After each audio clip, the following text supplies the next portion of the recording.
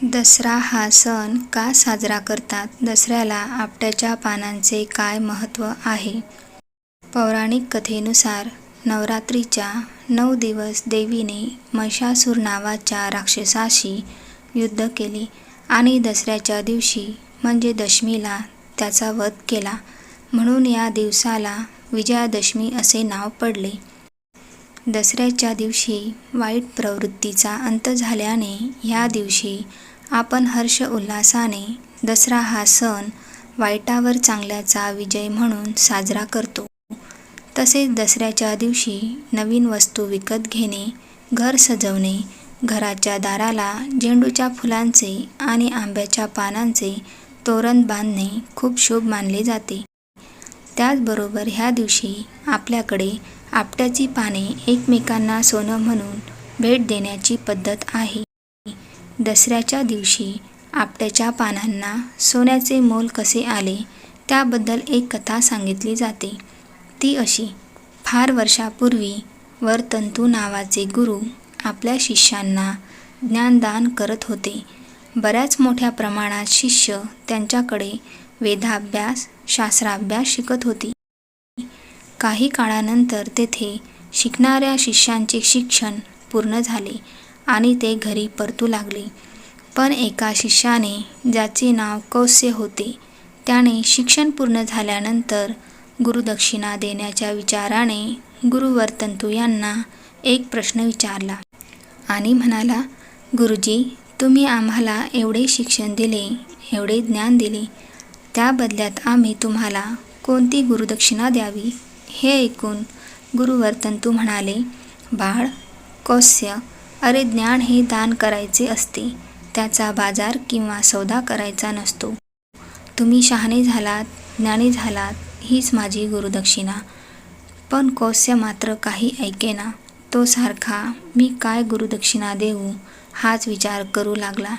त्याच्या हट्टापायी गुरु वरतंतू यांनी त्याच्याकडून गुरुदक्षिणा घेण्याचे कबूल केले आणि म्हणाले, मी तुला 14 विद्या शिकवल्या आहेत, म्हणून तू मला 14 कोटी सुवर्णमुद्रा दे. हे ऐकून कौत्स्याला वाटलं की आपण एवढे धन सहज कमवू, पण प्रत्यक्षात त्याला हे काही जमेना.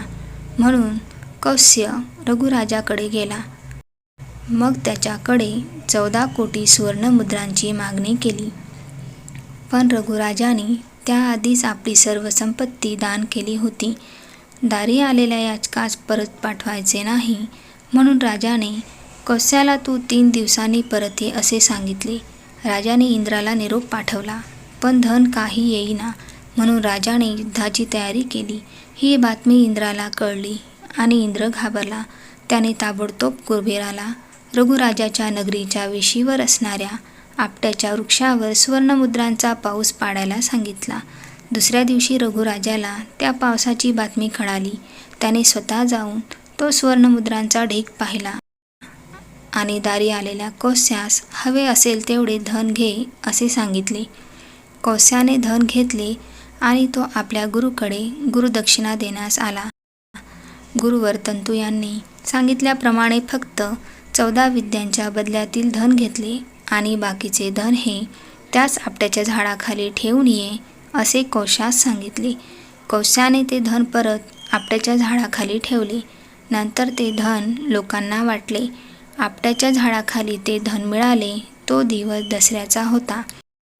त्या प्रसंगाची आठवण म्हणून आपट्याच्या पानांना या दिवशी सोनं म्हणून देतात आणि घेतात. नवरात्र आणि दसरा या सणाच्या निमित्ताने एकमेकांचे सुखदुःख समजून घेतले जाते. परस्परांमधील नाते दृढ होऊन आपुलकी आणि एकजूट निर्माण होते. जीवनातील दुःखाला सामोरे जाताना असे हे येणारे सण जीवनाला नवीन उमेद देतात. हा सण सर्वांच्या जीवनात सुख, शांती आणि समृद्धी घेऊन येवो ह्याच विजयादशमीनिमित्त सर्वांना शुभेच्छा.